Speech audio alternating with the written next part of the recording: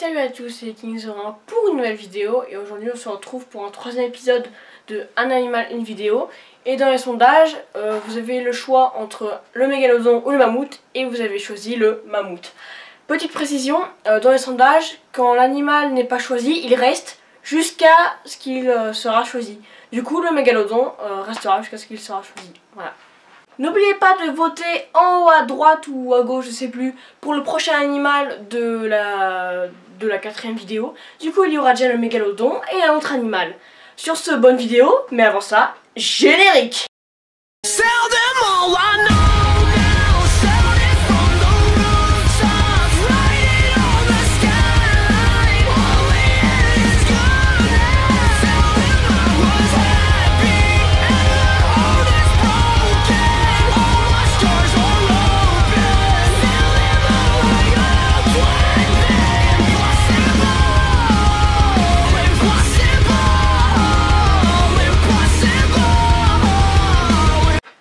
Mammuthus, ou plus simplement appelé mammouth, était un genre éteint d'éléphants. Il faisait partie de la famille des éléphantidés. Ils étaient plus proches des éléphants d'Asie que d'Afrique. Ils formaient un groupe largement répandu, dont certains membres comme le mammouth laineux, qui résistait particulièrement bien au froid. Venant d'Afrique, les mammouths se sont dispersés vers l'Eurasie. Alors l'Eurasie, c'est la fusion entre le continent d'Europe et le continent d'Asie, puis vers l'Amérique du Nord au Pléistocène inférieur. Dans la description, je vous donnerai la définition du Pléistocène inférieur. Les dernières espèces se sont éteintes à partir du début de l'époque géologique actuelle qu'est l'Holocène. Et également, l'Holocène, je vous donnerai dans la description sa définition. La plupart des espèces de mammouths se sont éteintes il y a 15 000 à 12 000 ans. Une dernière espèce de mammouth nain est attestée au nord de la Sibérie, dans l'île Wrangell, entre 5700 et 1700 ans avant Jésus-Christ.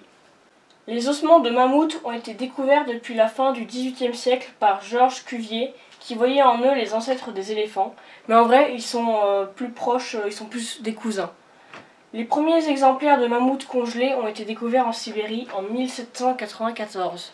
Comme tous les éléphantidés, les mammouths étaient de grands mammifères présentant une tête volumineuse avec une trompe et un corps massif, aux membres en piliers munis de 5 doigts. L'une des plus grandes espèces de mammouths, Mammuthus sungari, qui pesait en moyenne entre 6 et 8 tonnes, soit autant qu'un grand éléphant d'Afrique, mais certains mâles auraient atteint le poids de 12 tonnes. Certains mammouths atteignaient même 5 mètres. Au cours de leur évolution, ils ont développé une importante adaptation au froid. La taille des oreilles et de la queue a fortement diminué.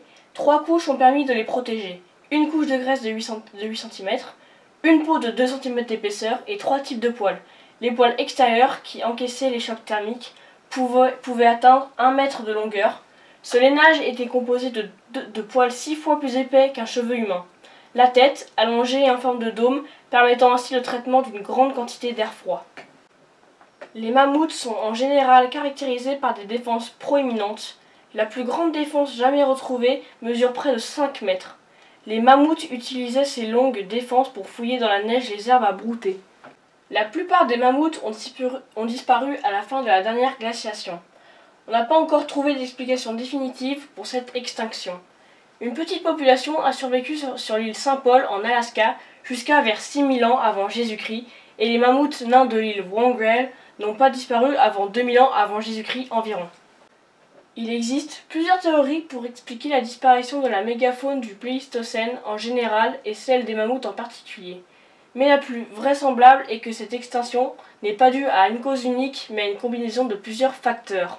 Changement climatique. Il y a 13 000 ans, la température et l'humidité ont commencé à augmenter globalement, permettant la migration vers le nord des plantes comestibles.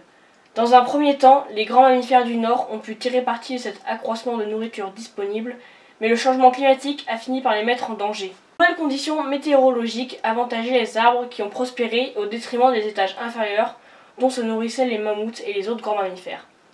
Certains animaux, comme le bison et le wapiti, se sont adaptés à la nouvelle situation, mais d'autres, comme les mammouths, ont été décimés et ont fini par s'éteindre. L'augmentation de la température, 6 degrés entre 13 000 ans et 8 000 ans avant Jésus-Christ, aurait lourdement affecté les mammifères adaptés au froid, causant finalement leur extinction. Dans le cas d'animaux comme le mammouth laineux, sa fourrure épaisse qui permettait à son corps de conserver sa chaleur sous des climats glaciaux, pourrait l'avoir empêché d'éliminer l'excès de chaleur et aurait causé la mort de l'animal par hyperthermie. Par les humains. De nouvelles données provenant d'études menées sur les éléphants vivants suggèrent que si la chasse par l'homme n'aurait pas pu être la cause principale de l'extinction des mammouths, elle y a probablement contribué de manière importante.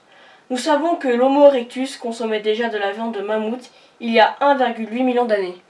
Finir le clonage du mammouth avec l'ADN. En s'appuyant sur un cas reporté de croisement entre un éléphant d'Afrique et un éléphant d'Asie, certains ont développé la théorie que si les mammouths étaient encore vivants aujourd'hui, ils pourraient se croiser avec des éléphants d'Asie. Cela a conduit à l'idée qu'un animal proche d'un mammouth pourrait être recréé à partir de matériel génétique de mammouth, congelé utilisé en combinaison avec celui d'un éléphant indien. En décembre 2005, une équipe de chercheurs allemands, britanniques et américains a réussi à obtenir de l'ADN de mammouth, ce qui a permis de mettre en évidence la relation étroite entre le mammouth et l'éléphant d'Asie.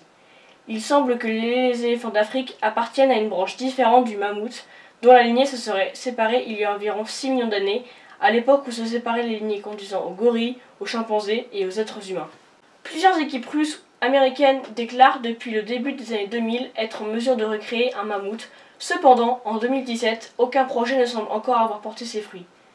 Selon les scientifiques, le gain d'une telle opération serait sans doute scientifiquement intéressant, mais douteux en termes écologiques. En effet, le milieu dans lequel évoluaient les mammouths a disparu. Ils n'ont pas, par conséquent, plus de chez eux. Autant en termes de nourriture que d'interaction, exemple prédateur, parasite. De plus, créer un individu ne revient pas à recréer une population viable qui demanderait de nombreux individus suffisamment éloignés génétiquement. Et enfin, l'opération coûterait extrêmement cher. Et voilà les gens, c'est la fin de ce 3e épisode de Un animal, une vidéo sur le mammouth. J'espère qu'elle vous aura plu. N'hésitez pas à mettre un pouce bleu et à écrire dans les commentaires, je sais pas, des commentaires gentils, pas trop méchants quand même, parce que j'aime pas les commentaires méchants. Allez, sinon, on se retrouve pour une prochaine vidéo. À bientôt! Abonne-toi! Abonne-toi!